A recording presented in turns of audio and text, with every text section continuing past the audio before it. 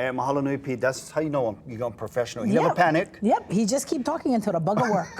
Love it, Pete. Thank you so much, Pete. All right, the Native Hawaiian Hospitality Association, or NaHHA, advocates for the development and advancement of Native Hawaiians in tourism and the perpetuation of authentic culture in the visitor industry. And this weekend, NaHHA is preparing for a huge 2-day event. We have Malia Sanders. She's our Executive Director of the Native Hawaiian Hospitality Association, and she joins us now. Aloha, Malia. Aloha. How are Thanks you, for my having friend? Me. I'm good. I know you say you're good, but I know there's a lot of planning going into this second annual, right? This is our crunch week for sure. Oh, yeah. I feel like we never see you a long time. Oh, we saw you last Monday. Welcome back. Now, how does Ho'okipa Hawai'i Weekend further the mission of NaHHA?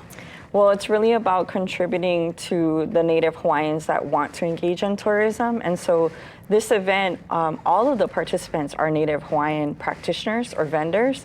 And we've even sort of thought about the logistics of putting our event together and using contractors and vendors that are also Native Hawaiian businesses. Wow, so that's awesome. Really focusing on that circular economy aspect and using Native Hawaiians as our means to sort of have that dollar circulate a little longer in our economy. Ooh, that is awesome. And it also demonstrates that Native Hawaiians can be in all aspects of tourism, not just a particular, maybe like room cleaners or something. We can be everywhere, yourself included. I mean, you're the Executive Director of NaHHA, which is amazing. Now, Malia, in Hawaii, tourism is, of course, one of our major economic drivers.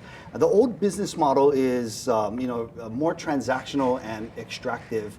Unlike today, where there's a real push towards the regenerative tourism. Can you talk about the difference between the two? Sure. So regenerative tourism is two things. It's a mindset shift, but it's also how we put values into action. And so in reflecting back to the way that we've always hosted as Kanaka, we reflect back to our values. All the values that are used in hosting anyone that comes to visit this place are values of our culture. And so really focusing on those values and then trying to find ways to make them actionable is really what regenerative tourism is about.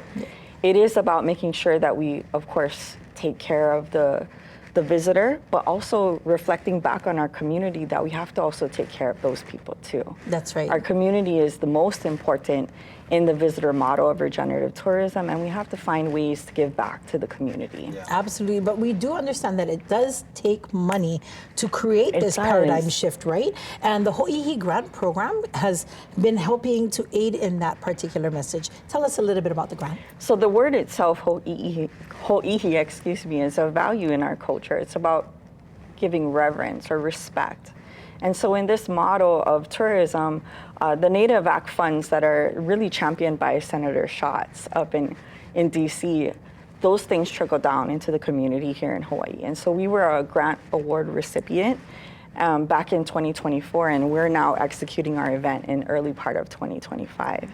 And so with the focus of Native Hawaiians being that driver of the tourism economy in this model, we really wanted to focus on that and bring those values to life through the authentic people of our place. Yeah, that is so cool. I know the old model is over 100 years old, from the early 1900s, of course. So it's taking some time, but I'm so confident that we can make that switch because we have people like you, Monty McCumber, who's over at Royal, Aaron J. Salah, I mean, just Uncle Mufi Hanneman, a lot of people in the right spot. So we feel very confident. It's really nice to see all of the people that have helped, to uplift this idea. We're really bringing it back to the roots of our ancestral DNA and how we've always hosted as people of this place. And so, right, and so the visitor industry is so much more accepting of those values, and through the process of NaHHA being around as long as we have, we've been teaching it all this time. And so now,